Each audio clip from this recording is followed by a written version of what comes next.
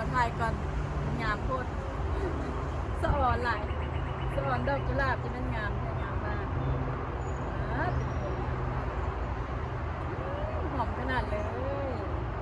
หอมคักหอมเองอันนี้ก็คือกัน